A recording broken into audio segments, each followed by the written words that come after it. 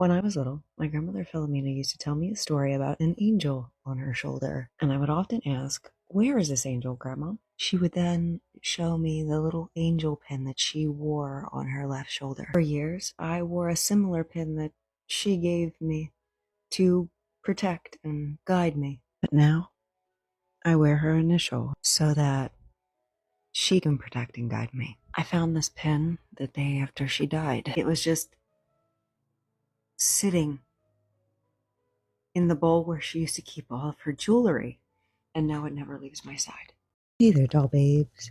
Here is a story about my grandmother, Philomena. I hope you enjoy.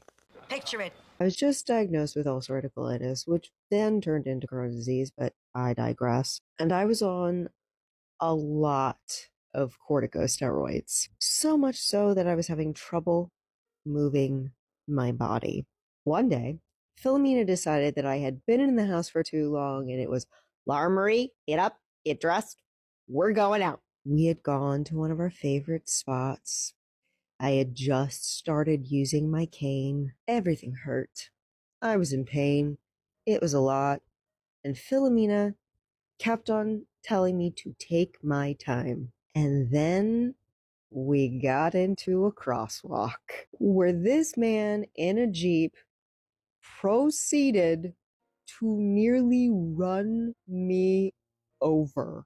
By the way, me and Philomena were almost halfway into the crosswalk when this man almost tapped me with his bumper. Inches, I'm talking inches away from me. Then, as if the man had a death wish, he beeps me, rolls down his window, and starts screaming profanities at me in particular, telling me to move my ass. You can use your imagination as to what he called me. It was actually several very bad words. Very bad words. Philomena then takes one step back, raises her hands, and slams them on the hood of his car. Who the do you think you are? You nearly ran over my grandbaby. You stay where the you are. You hear me? He starts screaming about how he's going to call the cops on her. And she says, do it. I'm an old lady. I don't care. Another driver who is behind him rolls down his window and asks if she needs any help. And she holds up her hand and goes, thank you, sir. I got it. She takes my arm in hers and she says, doll baby, you take your time.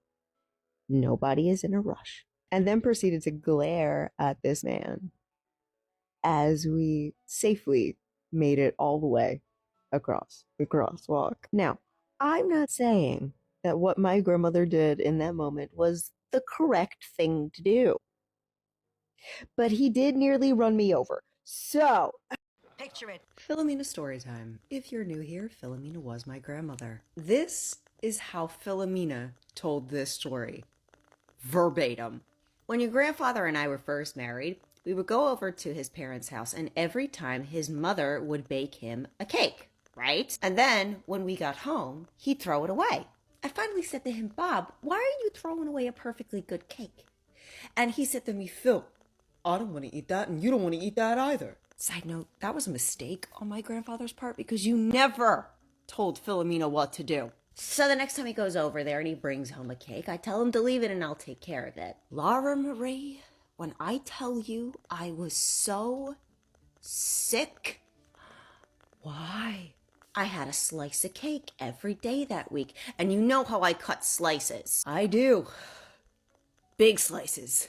Anyway, my stomach was terrible that entire week, and I'm trying to figure out what the hell it is. I'm telling your grandfather this. We're trying to figure it out together.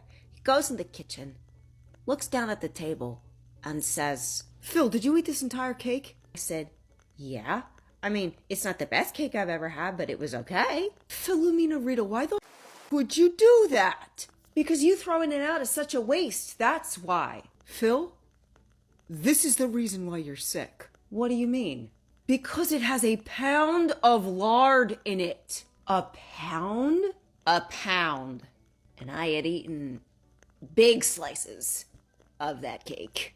According to Philomena, the cake wasn't even that big to have that much lard in it. And she just kept having thick slice after thick slice after thick slice. She would have it with her morning coffee every day for almost a week. Needless to say, after that, I let your grandfather throw the cakes out.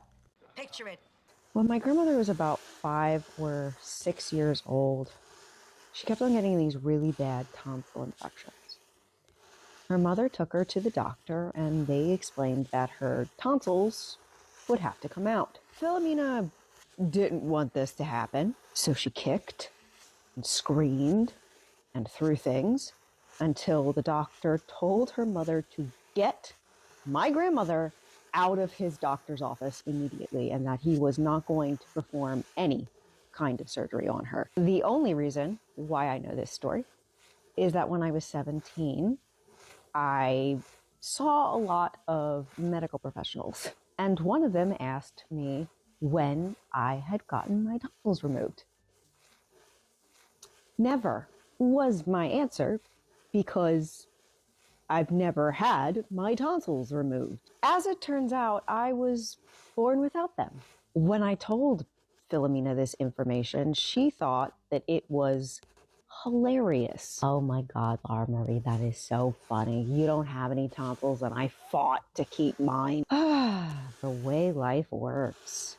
Picture it. I'm 17 years old. I'm sitting in Children's Hospital for what seems like the millionth time, particularly in that year. I am having terrible left side pain. My grandmother Philomena is in a chair next to the hospital bed that I'm sitting on. The doctor walks in. She's gotten my lab work back. And besides my hemoglobin being extremely low and my inflammation being extremely high, everything seems normal. Her words, not mine. I had been in pain for months at that point, and nobody could tell me what was wrong. It was always the same. Your inflammation is high and your hemoglobin is low, and then they would send me home. Except this doctor decided to sit down next to me, put her hand on my shoulder, and say, "How's your home life, sweetheart?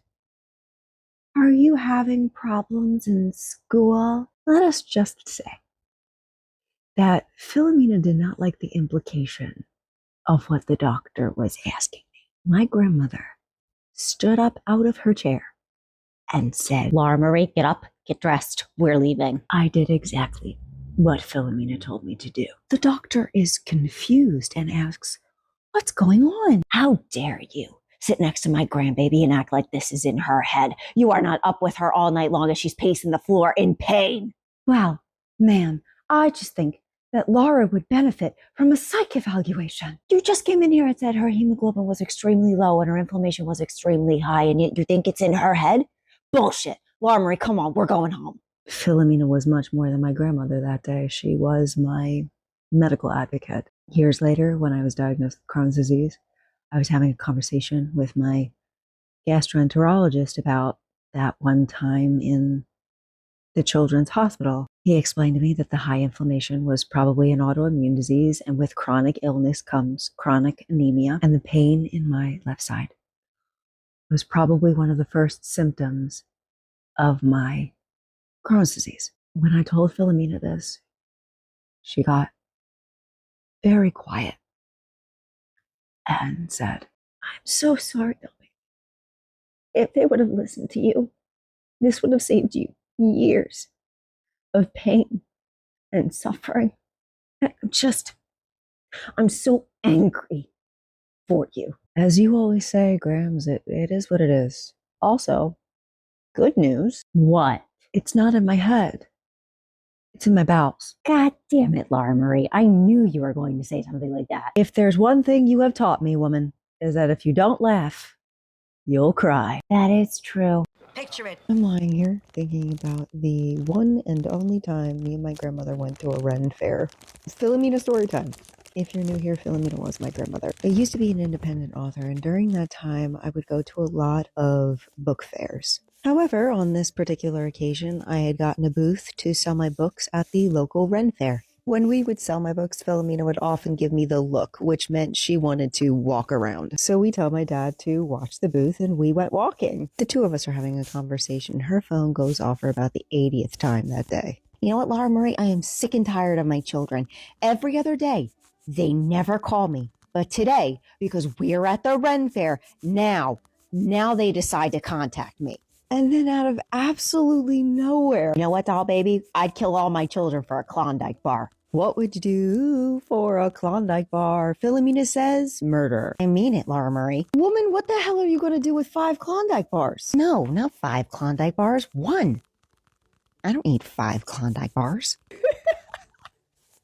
Remembering that made me laugh so hard. Philomena facts. If you're new here, Philomena was my grandmother. I figured I would share with you some of Philomena's favorite flowers. The first flower would be a daffodil. Yes, she used to say it like that. She absolutely adored tulips, chrysanthemums, and only yellow roses. Why? Because your grandfather would buy them for me on special occasions, Laura Marie.